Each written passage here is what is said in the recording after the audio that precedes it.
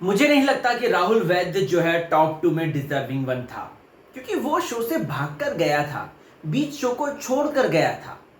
किसने ये बात बोल दी है और कौन कह रहा है ये बातें कि मैं जो है अपने आप को टॉप 2 में देखता था क्योंकि मैं डे 1 से था। मैं राहुल बहुत स्वागत करता हूं आपका फीफा फूज में। चैनल को सब्सक्राइब नहीं किया तो फटाफट कर लीजिए और बेल आइकन को जरूर प्रेस करें। फेसबुक, ट्विटर, इंस्टा पे मौजूद हूं मैं, तो आप लोग मुझे वहां पर फॉलो कर सकते हैं। बात करते हैं दोस्तों अभिनव शुक्ला की, the dark horse of big boss season 14। Big boss season 14 में बहुत से भांति भांति की कंटेंडर्स आए। कुछ कंटेंडर्स ऐसे थे डे 1 से लेकर अब तक जो है वो बैठे हुए थे, लेकिन कहीं ना कहीं उनका गेम खराब कर दिया गया। उनको जो है 9-2-11 कर दिया गया जस्ट बिकॉज कितनी और लोगों को बुलाकर उनका गेम जो है खराब हो गया था। अब दोस्तों मैं बात कर रहा हूं अगर अभिनव शुक्ला की, तो उनका अनफेयर इविक्शन हुआ, ये बात हम सभी जानते हैं। खैर, लेकिन आपको बता दूं तो अभिनव शुक्ला ने अपने एक इंटरव्यू में, रीसेंट इंटरव्यू में ये बातें सबके सामने रख दी है कि Rahul Vaidya definitely deserving one नहीं था, टॉप 2 के लायक वो बिल्कुल भी नहीं था। जब उनसे पूछा जाता है दोस्तों, पिंक की एक रिपोर्ट है जहां पर वो कहते हैं कि Rahul Vaidya definitely did not deserve to be in top 2. He was the one who had quit the show midway. He was the one who left the house. But I think he went outside and saw it all, understood how his fan following were growing, and that is why he re-entered the house after regaining his lost confidence.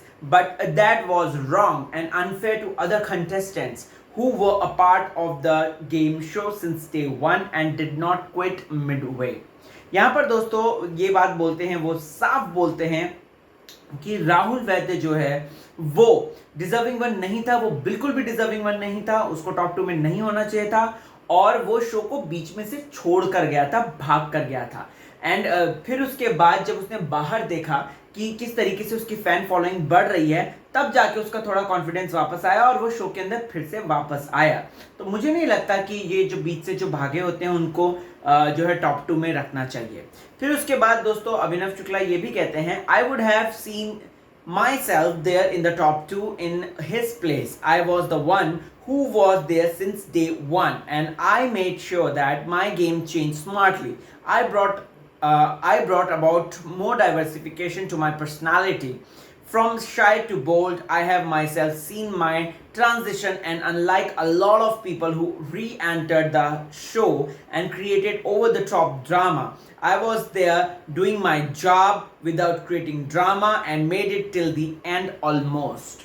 यहाँ पर अभिनव शुक्ला कहते हैं कि अब वो तो बिल्कुल भी डिजर्विंग वन नहीं था, लेकिन मैं था क्योंकि मैं डे 1 से लेकर अब तक था और मेरी पर्सनैलिटी धीरे धीरे पूरा शो को चेंज कर रही थी, शो में चेंज हो रही थी, ये बात मैंने देखी।